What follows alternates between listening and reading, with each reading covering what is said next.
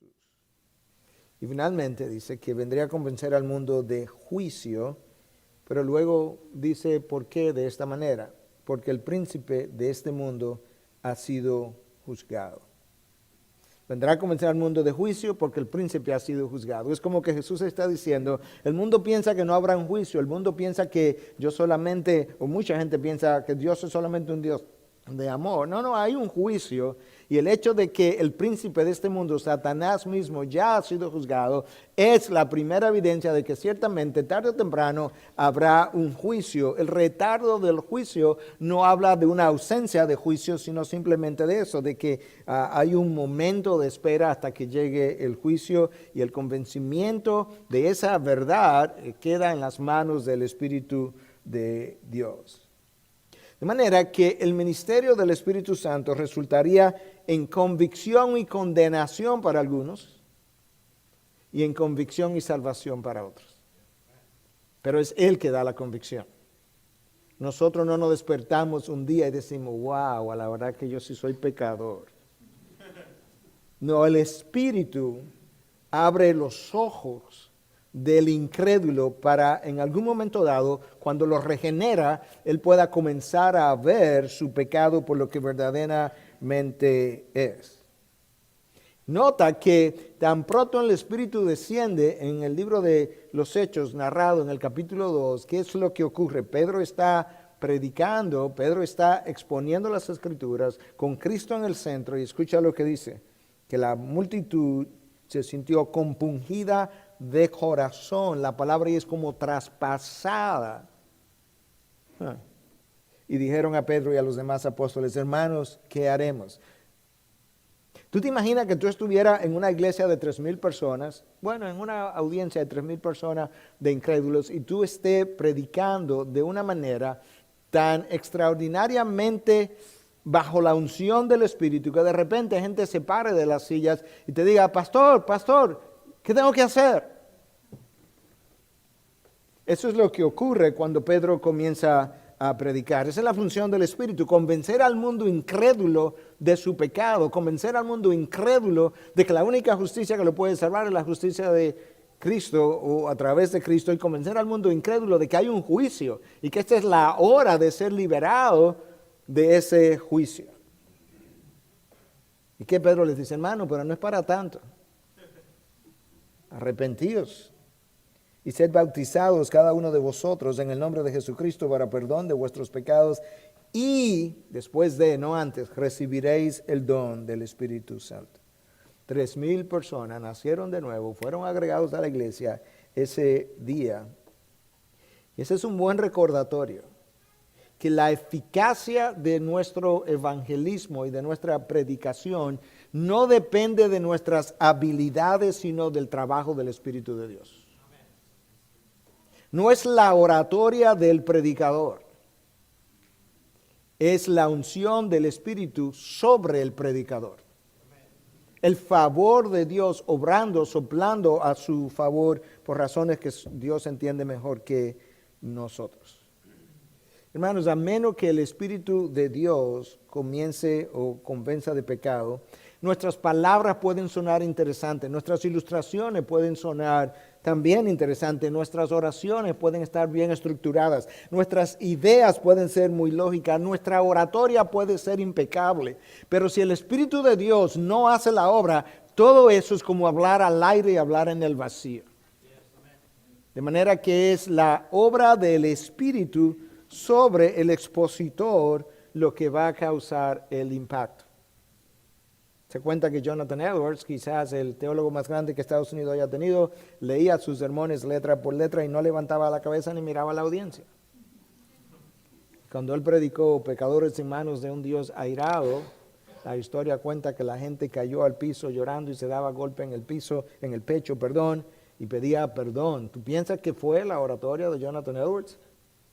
¿O la complacencia de Dios y el favor de Dios que cayó sobre la audiencia esa mañana? Esta es la era del Espíritu para la gloria de Cristo, como vamos a ver en un momento. Mi tercer punto es el rol del Espíritu Santo en la vida del creyente. Y aquí nosotros tenemos que enfatizar eso, porque la verdad es que si nosotros somos examinados en cuanto a este punto en particular, es muy probable que la mayoría de los predicadores obtengan una alta calificación en términos del rol del Espíritu Santo en la predicación, en el ministerio de la iglesia, pero cuando eso se ve traducido en reuniones acerca del ministerio, en conversación acerca de cómo hacer iglesia, en cómo preparar un sermón, otra cosa es, hermanos. Y la realidad es que nosotros no podemos hacer ninguna de esas cosas sin la participación vital del Espíritu de Dios. Veamos el rol del Espíritu en la vida del creyente. Nota cómo Cristo introduce esta explicación del rol del Espíritu en la vida de nosotros, primero ayudándoles a entender una deficiencia que ellos tenían. ¿Tú sabes por qué tú necesitas el Espíritu? Porque tú tienes una deficiencia y Cristo se la menciona, versículo 12. Aún tengo muchas cosas que deciros, pero ahora no las podéis soportar. Yo tengo mucho más que hablar. No es que el Espíritu sabe cosas que yo no sé cuando Él venga. Es que en el estadio en que ustedes se encuentran, ustedes ni siquiera pueden tolerar lo que yo tengo que revelarles. Cada vez que le hablo de que voy a morir, ustedes pierden la cabeza. Hay muchas cosas después de mi muerte que vendrán. Imagínate que Cristo lo hubiese revelado antes de partir. Y ¿sabes qué? Jacobo que está sentado ahí, estaban los 11, ya Judá había salido, quizás él va a ser el primer mártir, lo van a decapitar. ¿Te imaginas esa noche? Y Esteban, que ustedes no conocen todavía, pero vendrá después y será apedreado. Hay muchas cosas que ustedes no pueden soportar, pero el Paracleto viene.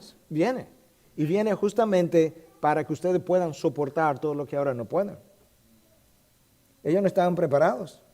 Emocionalmente, espiritualmente, no tenían el conocimiento, no habían ni siquiera entendido, esto es increíble, o sea, ellos llegan al final del ministerio de Cristo en la tierra y ni siquiera habían entendido la vida, muerte y la futura resurrección de Cristo que ya había sido anunciada, ni eso habían entendido. Por eso es que cuando Cristo muere ellos están deprimidos, ellos no estaban esperando que resucitara el domingo, de hecho cuando Él resucita ellos ni siquiera lo creen. El Espíritu de Dios es que viene a armonizar su teología. El Espíritu de Dios que viene a hacer lo que Cristo hizo con los dos discípulos camino a Emaús, cuando Cristo se le aparece y comienza a hacerse como que Él no sabe nada, y ellos le dicen, ¿eres tú el único que no sabe lo que ha pasado en Jerusalén en los últimos días? No, yo soy el único que sé, lo que no saben son ustedes. Y Él comenzó y le abrió las Escrituras. Ellos se quedaron callados hasta que se sentaron a la mesa y entonces dice el texto que Él le abrió los ojos y de repente ellos se decían, ¿no ardía nuestro corazón cuando Él nos abría las Escrituras? Cristo vino a hacer eso para cada creyente, a abrir las Escrituras, para que nuestro corazón arda. Cada vez que tú veas a algún predicador ardiendo en el púlpito, si lo has visto, realmente, ¿sabes qué es lo que está pasando? Es una sola cosa que está pasando, es que a él, por una razón u otra, quizás porque ha pasado tiempo con Dios, Dios le ha abierto las Escrituras y las Escrituras encienden su corazón. No es otra cosa lo que está pasando. Es el fuego del Espíritu de Dios en la medida en que las Escrituras son abiertas a nuestro entendimiento. Y eso es lo que Cristo hace con los dos discípulos camino a Emaús. Entonces Cristo, después de revelarle que ustedes no pueden soportar lo que yo tengo que comunicar, les dice en el versículo 13, pero cuando Él, escucha este calificativo, el Espíritu de verdad, venga, os guiará a toda la verdad, porque no hablará por su propia cuenta, sino que hablará todo lo que oiga y os hará saber lo que habrá de venir. Cuando Cristo dice que el Espíritu los guiaría a toda la verdad, ese artículo definido, la verdad, tiene una razón. Y es que no es que nos va a guiar en las verdades de la ciencia médica, de la astronomía, de la matemática. Él no está hablando de eso, es de la historia redentora. La verdad que ustedes no han entendido de la historia redentora, a cosas ya reveladas en el Antiguo Testamento, pero que usted y que hemos conversado y que todavía siguen sin entender, Él las va a revelar, se las va a explicar, se las va a ayudar a entender y a integrarla con lo nuevo y aún con lo futuro. Ese es el rol del Espíritu. las verdades relacionadas a la historia de la redención y cómo conectar el Antiguo Testamento con el Nuevo Testamento, con lo que hasta ahora sabían y con lo que vendría a ser revelado más adelante. Él es llamado el Espíritu de verdad y con razón. Él es llamado el Espíritu de verdad 3 veces, en Juan 14, 17, en 15, 26 y en 16, 3. ¿Quién va a tomar el lugar de Jesús con relación a la verdad cuando Cristo se vaya? El Espíritu de Dios. Cuando Cristo va a juicio bajo Pilato, Cristo resumió en una sola oración la función para la que Él vino. Es increíble. Ustedes lo han leído, seguro. Lo que no sé es cuántos se han detenido a meditar sobre las implicaciones de eso, pero Cristo dice en Juan 18, frente a Pilato, cuando Pilato le pregunta y le dice, ¿tú eres rey? Él dice, bueno, tú lo has dicho. Y inmediatamente después le dice, para esto yo nací y he venido al mundo. Escucha ahora, para dar testimonio de la verdad. ¿Quién va a hacer eso cuando Él se vaya? El Espíritu de verdad, el Espíritu de Dios. Él es quien, para comenzar, ha inspirado todas las Escrituras, desde Génesis 1:1 hasta Apocalipsis 22. ¿Te imaginas? Toda la verdad contenida, desde el primer libro hasta el último libro de la Biblia, ha sido inspirada por el Espíritu de Dios. Él es el Espíritu de verdad. Ese es el mismo que inspiró la verdad contenida en las Escrituras, es el mismo que va a abrir la mente de los creyentes a entender la verdad que Él inspiró. Él la conoce, Él escudriña la mente de Dios como ningún otro. Él conoce la profundidad del pensamiento de Dios. Y entonces ese Espíritu Santo queda a cargo. Él sería el agente a cargo de ayudarles a entender la encarnación de Jesús, la vida de Jesús para cumplir la ley a la perfección, la muerte de Jesús para pagar por mi pecado, la resurrección de Jesús para garantizar las promesas y las verdades que vendrían a ser reveladas en los libros que posteriormente se escribieron. De manera que es correcto llamar al Espíritu de Dios el Espíritu de verdad, porque esa es su función y porque Él vino a ser el testigo de la verdad cuando Cristo, que había venido para dar testimonio de la verdad, desapareciera. Él tomaría su lugar. Cuando la palabra dice que la fe viene por el oír y el oír por la palabra de Dios, algunos piensan que la palabra de Dios lo hace todo. Si fuera así, todo incrédulo que oye la palabra de Dios nacería de nuevo. Si esa palabra oída no es tomada por el Espíritu de verdad y la aplica al corazón y a la mente del incrédulo, nada va a ocurrir. La palabra es superpoderosa, es omnipotente cuando el Espíritu de Dios la usa, la endosa y la aplica. De lo contrario, nada ocurre, como nosotros lo vemos en todos nuestros cultos de las congregaciones y en nuestras predicaciones cuando los inconversos están presentes. De manera que el ministerio del Espíritu en el mundo es vital para convencer al mundo de su incredulidad. Vendrá y convencerá al mundo, en el inglés es traducida como convict the world, le traerá convicción al mundo porque no ha creído en mí. De hecho, el hombre que no ha tenido que no ha sido regenerado, ni siquiera puede entender las cosas de Dios.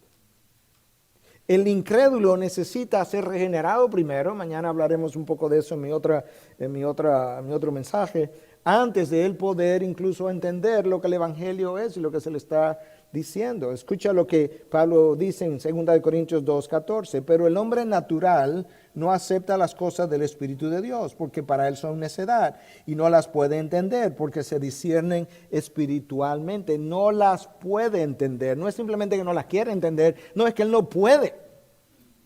Si el Espíritu de verdad no lo capacita, él puede oír todos los sermones del mundo y él jamás va a entender lo que el predicador está diciendo. O él entiende las palabras, él entiende la gramática, él entiende la sintaxis. Lo que él no entiende, qué es lo que está tratando de comunicar a través de todo eso que suena tan hermoso. Escucha lo que Pablo dice a los Corintios otra vez en la segunda carta, en el capítulo 2, versículos 9 y 10. Como está escrito, cosas que ojo no vio, ni oído oyó, ni han entrado al corazón del hombre, son las cosas que Dios ha preparado para los que le aman. Todo el mundo conoce y recuerda eso y usualmente lo cita hasta ahí, y usualmente eso se usa cuando estamos tratando de pensar en el cielo, sobre todo si alguien está a punto de morir, si alguien está tratando de consolar a otro. No te preocupes que allá en el cielo cosas que ojo no vio, que oído no oyó. Pero, escucha cómo termina el versículo 10. Hay un pero ahí. Pero Dios nos las reveló por medio del Espíritu. Si realmente tú has entendido eso, si tú has creído eso, si eso te ha consolado, si esto te ha dado alguna esperanza, no es porque tú en tu gran inteligencia o yo en mi gran inteligencia pudiéramos, ¿verdad? Cualquiera de nosotros decir, wow, no, mira, fulano no tiene esa esperanza porque él no lo entiende como yo. Si tú lo entiendes, es el Espíritu que te ha dado el entendimiento. Dios nos las reveló por el Espíritu. De manera que la llenura del Espíritu determina la calidad del discípulo que yo soy. La llenura del Espíritu determina la calidad del discípulo que yo soy, cómo camino, con qué esperanza, con qué fortaleza, con qué integridad, porque es el Espíritu de Dios que está afirmando mis pasos. Ahora, Cristo dejó claro esa noche antes de su muerte que el Espíritu tampoco era un agente independiente. Escucha, Él no vendrá a revelar su propia verdad, planes o propósitos. No hablará de su propia cuenta, sino que hablará todo lo que oiga y os lo hará saber lo que habrá de venir. ¿No te suena eso familiar? ¿No te suena como que hubo alguien como que dijo eso antes? Como que esto es un copy-paste. Nosotros tenemos un sobrino que estamos criando, tiene 12 años ahora, y a veces él dice cosas y yo a propósito me pongo a relajar con él y repito algunas de sus frases de juventud o de niños y demás, y él me dice, no copy-paste. En este caso, esto es como un copy-paste.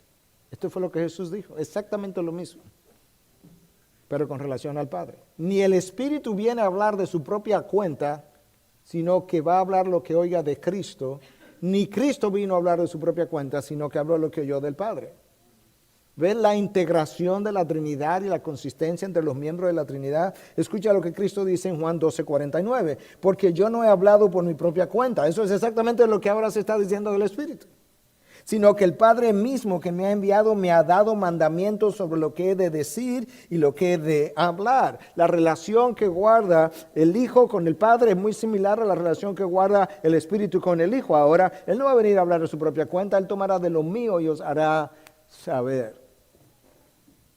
Y de eso que Él está hablando, Él no viene con una verdad distinta, Él no viene con propósitos diferentes, con planes distintos. No. Yo le voy a enviar otro consolador. Escucha, si es otro consolador, implica que hubo un primer consolador, ¿o no? Porque si no hubiese sido, yo le voy a enviar un consolador. No dice eso, otro consolador. Ya hubo uno, y el primero, ¿cuál fue? Cristo. Él fue ese consejero, Él fue ese consolador, Él fue el que caminó contigo, Él fue el que te fortaleció, la misma cosa que el Espíritu hizo. Pero ahora viene otro, y ahí la palabra en el original, ese otro, puede ser otro de la misma naturaleza u otro de naturaleza distinta. Algo puede ser homogéneo o puede ser heterogéneo. En este caso es alguien de la misma naturaleza, rango, calidad. Yo le recuerdo continuamente a la congregación de esa verdad, porque yo estoy seguro que si Cristo caminara con nosotros todos los días, nosotros manejáramos diferente, habláramos diferente, sirviéramos diferente, a todo el mundo le dijéramos mucho gusto, encantado, un placer, buenos días, ¿en qué puedo servirle? Pida lo que usted quiera, yo le sirvo. Pero la persona que camina conmigo tiene el mismo rango, excepto que yo no lo veo, pero Él me ve. Yo les enviaré otro consolador, otro consejero, otro representante. ¿Y a qué viene? A continuar el ministerio de Jesús. Cuando Jesús promete estar con nosotros hasta el fin del mundo, ¿cómo tú piensas que va a estar? Por medio del Espíritu Santo. Él hace eso por medio de la morada del Espíritu. El tiempo se me ha ido, tengo que ir concluyendo. Escucha ahora el último punto, y es que el ministerio número 1, del cual depende todo lo demás, está expresado en el versículo 14 y 15 de este texto que leímos. Él me glorificará porque tomará de lo mío y os lo hará saber. Todo lo que tiene el Padre es mío, por eso dije, el que toma de lo mío, y por eso dije que Él toma de lo mío y os lo hará saber. Jesús, cuando tú lees la palabra, es glorificado en los cielos y es glorificado en la tierra. Él es glorificado en los cielos por el Padre. Escucha cómo Jesús lo expresó en Juan 17:5, la noche antes, durante esta misma conversación, en otro momento donde Jesús está teniendo una conversación intertrinitaria, donde Dios Hijo le habla a Dios Padre, le dice, y ahora, Padre, glorifícame tú junto a ti con la gloria que tenía contigo antes de que el mundo existiera. Glorifícame tú, Padre, y Él lo hace. ¿Cómo? Cuando Él asciende, Él lo sienta a su diestra y Cristo fue glorificado. Pero aquí en la tierra, Cristo fue glorificado por el Espíritu de Dios. Y lo sigue siendo. Cristo lo dice aquí en el texto de hoy. Él me glorificará, futuro, porque tomará de lo mío y os lo hará saber. ¿Cuándo, de acuerdo a Cristo mismo, cuál fue la hora de su glorificación? Cuando Cristo dice en Juan 12, en otros pasajes, que la hora de su glorificación había llegado, ¿a qué se estaba refiriendo Cristo? Al Espíritu de Dios. Perdón, a la crucifixión. Y ahora nos estamos refiriendo, esa es la conexión que quiero hacer, a que el Espíritu de Dios glorificó a Cristo en esa hora.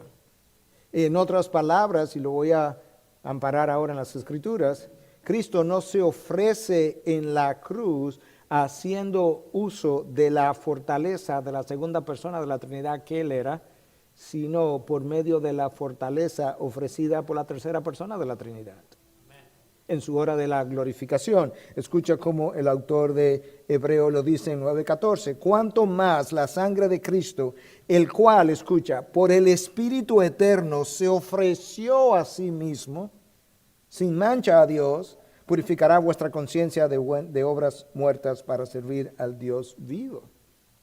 Si hay algo que es extraordinariamente revelador acerca de la persona de Jesús y la tercera persona de la Trinidad, es que cuando Jesús se encarna, Jesús realmente no hizo nada de lo que hizo porque en el poder de la segunda persona de la Trinidad que lo tenía, nunca lo abandonó, pero Él no vino a representar a Dios tanto, Él vino a revelar a Dios, pero Él vino a representar al hombre, y por tanto lo que Jesús hace, Él mismo se lo atribuye al poder del Espíritu en Él. Por eso es que Cristo no inicia su ministerio sin antes ser ungido por el Espíritu en el Jordán. Este es mi Hijo amado en quien tengo complacencia, y el Espíritu de Dios viene y desciende y lo unge. Inmediatamente después el texto dice que el Espíritu de Dios lo empujó al desierto. El Espíritu se lo llevó. Si el Espíritu se lo llevó, tú sabes quién lo sostuvo. De manera que desde que Cristo es concebido, está la obra del Espíritu sobre Él. Él es concebido por obra y gracia del Espíritu. Cuando Cristo va a comenzar su ministerio, Él es ungido por el Espíritu de Dios. Él es llevado al desierto, sostenido en el desierto en medio de la tentación por medio del Espíritu, y luego el autor de Hebreo me explica cómo Él ofreció sacrificio en la cruz. Él se ofreció por medio del Espíritu eterno, se ofreció a sí mismo por medio de... Y luego el texto me revela que Él fue levantado entre los muertos, ¿cómo? Por medio del Espíritu. Si la segunda persona de la Trinidad, en su rol como hombre aquí en la tierra, ha encarnado, es sostenido, es ungido, es mantenido por el Espíritu de Dios, ¿cuánto más necesitamos tú y yo la obra del Espíritu para nosotros vivir nuestra vida cristiana? Cuando Cristo expulsa a los demonios, lo acusaban de que Él expulsaba a los demonios por el poder de Satanás, y Él dice que no, yo expulso a los demonios por el poder del Espíritu, todo el tiempo. Y por eso Él dice, el Espíritu vendrá y me glorificará. Bueno, ya lo glorificó, pero me glorificará en unas horas. Cuando yo me ofrezca, cuando yo vaya a decir consumado es, lo estaré haciendo y diciendo porque me estoy ofreciendo por medio del Espíritu eterno para pagar de una vez y para siempre por los pecados de los hombres. De hecho, Cuando Cristo sale del Jordán, va al desierto, cuando sale del desierto, su primer sermón en una sinagoga, Lucas 4, ¿te acuerdas el texto que le dieron, que él abrió? ¿Tú sabes cómo él comienza leyendo? Dice, el Espíritu de Dios está sobre mí, porque me ha ungido. Cristo ni siquiera define su obra sin primero aludir al Espíritu de Dios. Porque me ha ungido para anunciar el Evangelio a los pobres. Me ha enviado el Espíritu mismo, me ha enviado para proclamar libertad a los cautivos y la recuperación de la vista a los ciegos, para poner en libertad a los oprimidos, para proclamar el año favorable del Señor. Cuando tú miras el libro de los Hechos, se ha dicho que el libro de los Hechos pudiera llamarse el libro de los Hechos del Espíritu Santo, y es verdad. ¿Quién tú piensas que es el personaje central de los Hechos en el libro de los Hechos? Jesús.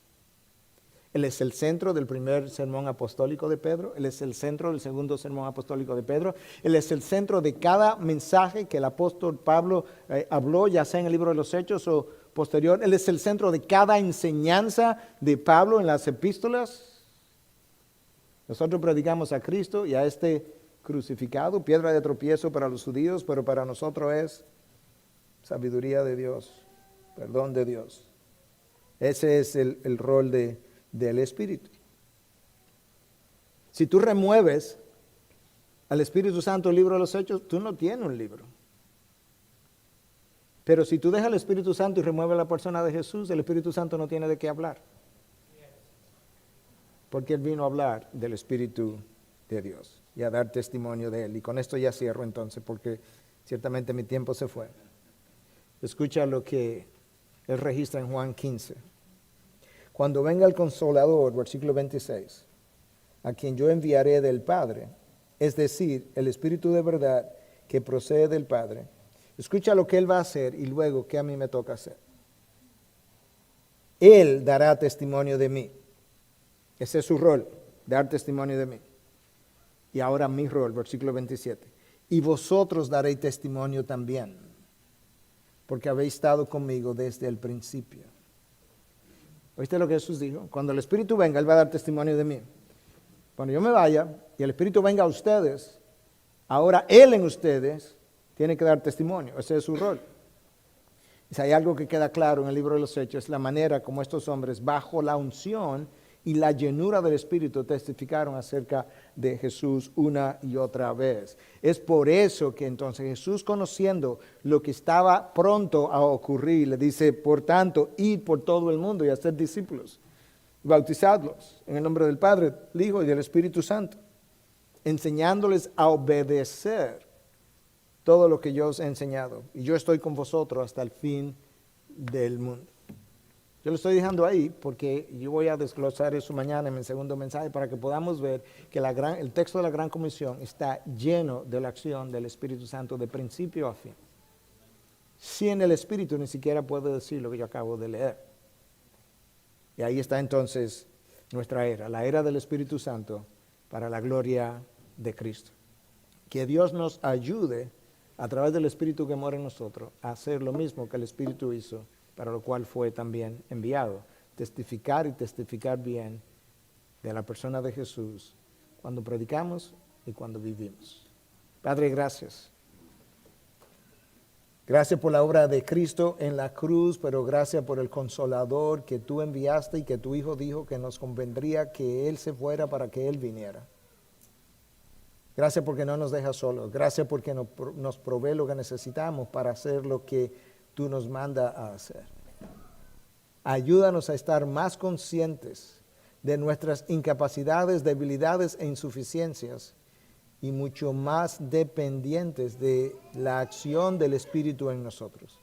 Que nosotros podamos recordarnos como se recordaba este predicador al subir a predicar, que yo pueda recordarme eso al levantarme todos los días. Yo creo en el Espíritu Santo, yo creo en el Espíritu Santo, yo creo en la obra del Espíritu Santo para la cual Él fue enviado a mi vida. Ayúdame a honrarte, Cristo, ayúdame a glorificarte por medio del Espíritu. En tu nombre, Jesús. Amén.